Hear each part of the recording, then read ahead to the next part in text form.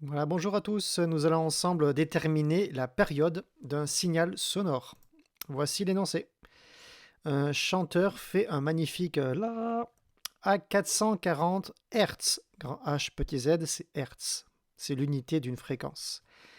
La question, c'est définir et calculer la période de ce son.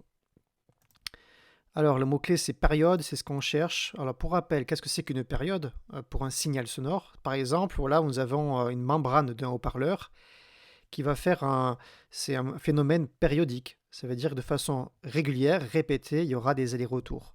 Et le temps qu'il y a entre chaque aller-retour, ça s'appelle une période en secondes.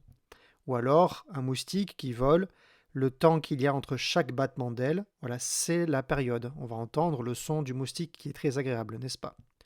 Voilà, c'est ça la période.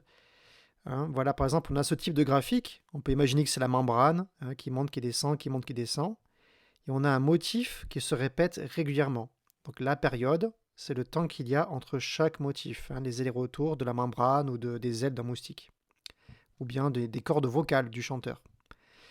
Donc la période grand T, hein, on a notre grand T, la période, c'est définition à connaître, c'est la plus petite durée pour laquelle le signal se reproduit identique à lui-même.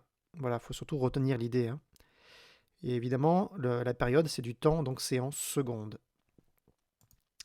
Je reviens à mon exercice.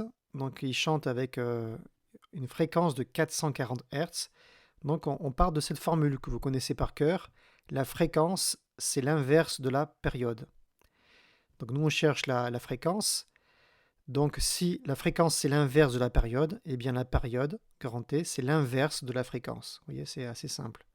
Application numérique. Donc, c'est 1 divisé par 440, la fréquence en Hertz.